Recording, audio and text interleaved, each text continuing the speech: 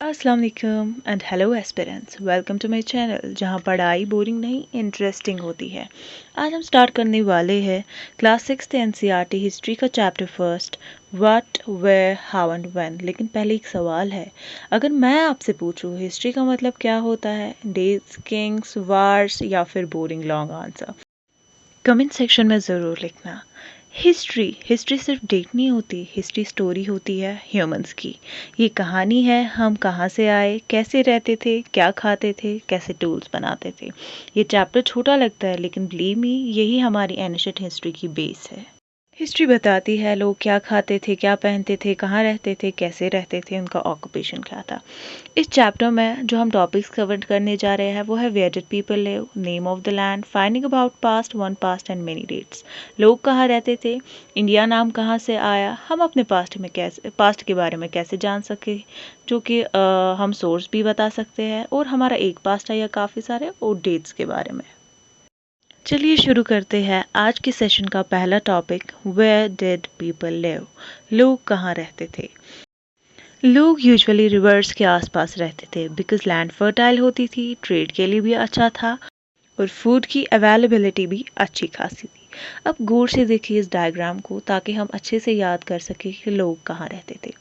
पहली लोकेशन अगर हम दें नर्मदा वैली के बारे में, नर्मदा रिवर और Narmada valley it was the place जहाँ लोग रहते थे। सेकंड हमारा हो गया सुलेमान और खिरतर हिल्स, जो कि लाई करते थे नॉर्थ वेस्ट इंडिया में। तीसरी हमारी जो लोकेशन है that was Garo hills and Vindhyans. Garo hills के आसपास भी लोग रहते थे और विंध्यायंस के आसपास भी लोग रहते थे। गारो हिल्स नॉर्थ ईस्ट में लाई करता था और विंध्यायंस सेंट्रल में। तीसरी जो चौथी जो हमारी लोकेशन आती है वो है इंदस और इसके ट्रिब्यूटरीज। इंदस और इसके ट्रिब्यूटरीज के आसपास भी लोग रहते थे। अगर हम पांचवी की बात करें means option E, Ganga and also it's tributaries, these were the places जहाँ लोग रहते थे। अब इनको हम अलग अलग से पढ़ेंगे कि इनका ऑक्यूपेशन क्या है और लोग कहाँ से फूड गैदर करते थे, क्या करते थे। नर्मदा रिवर के बारे में बात करें, इनके ऑक्यूपेशन स्किल्ड गैदरर्स थी, ये फूड गैदर करते थे। दूसरा, या उनको बहुत अच्छी नॉलेज थी प्लांट्स के बारे में, they know about each and every plant and also they hunt animals.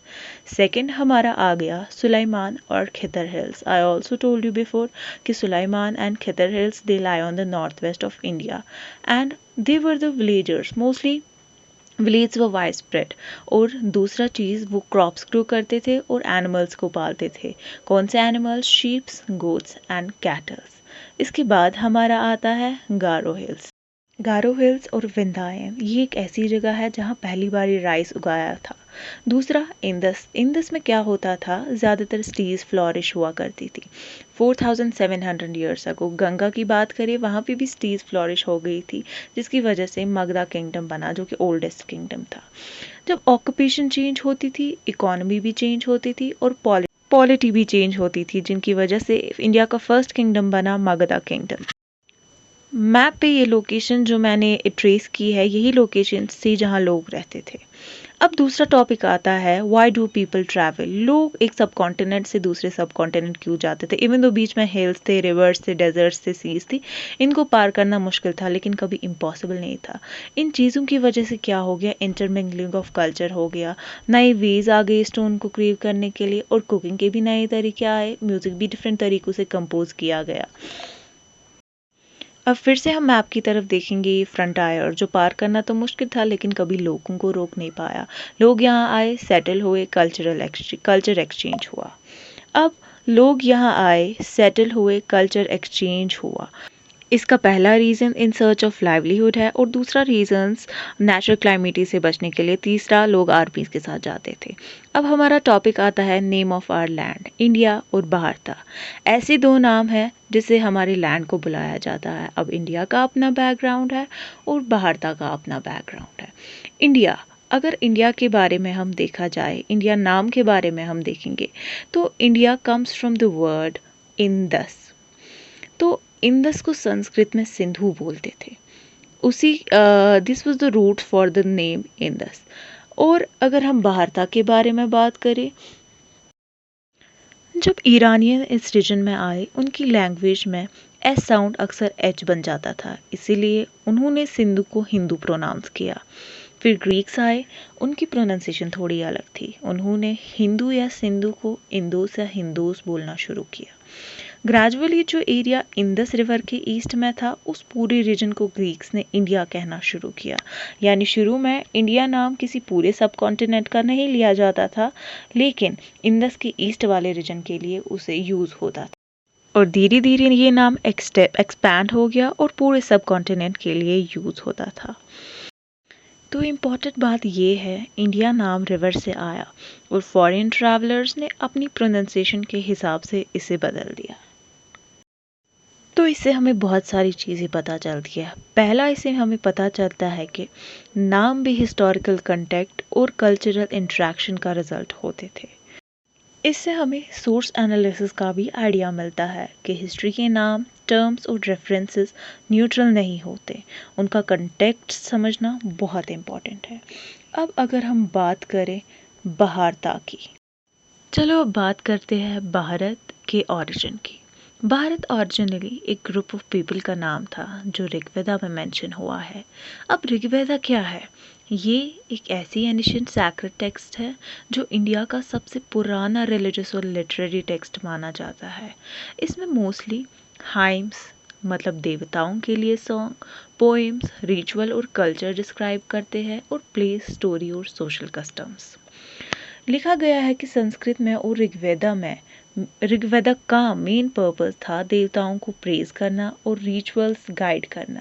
अब इंटरेस्टिंग बात यह है, इनिशियली भारत का मतलब सिर्फ उस ग्रुप ऑफ पीपल के लिए था जो ऋग्वेदा में डिस्क्राइब हुआ था, मतलब एक स्पेसिफिक कम्युनिटी या ट्राइब का नाम था। ओवर टाइम ये वर्ड ग्रेजुअली एक्सपैंड हुआ और पूरे सब कॉन्टिनेंट के लिए यूज़ होने लगा। ये एग्जाम्पल हमें एक इम्पॉर्टेंट हिस्टोरिकल कंसेप्ट समझाता है। नेम्स, आइडेंटिटीज़ और बाउंड्रीज हिस्टोरिकली डायनामिक होते हैं। एक टर्म जो इनिशियली एक छोटे ग्रुप को रेफर करता था और cultural, social and political interactions के साथ उसका स्कोप एक्सपैंड हो गया। अब भारत का एवोल्यूशन दिखाता है कि कैसे टेक्सचुअल रेफरेंसेस और हिस्टोरिकल कंटेक्स्ट एक साथ यूज़ करके हिस्टोरियंस एनिशेंट पास्ट समझते हैं। नेम्स और टर्म्स का एवोल्यूशन को समझना यूपीएससी में हिस्टोरिकल रीजनिंग के लिए इम्पॉर्टेंट है। एग्जाम्पल, इंडियन सब कॉन्टिनेंट की regional name, ancient tribal groups और किंगडम्स का आइडेंटिफिकेशन।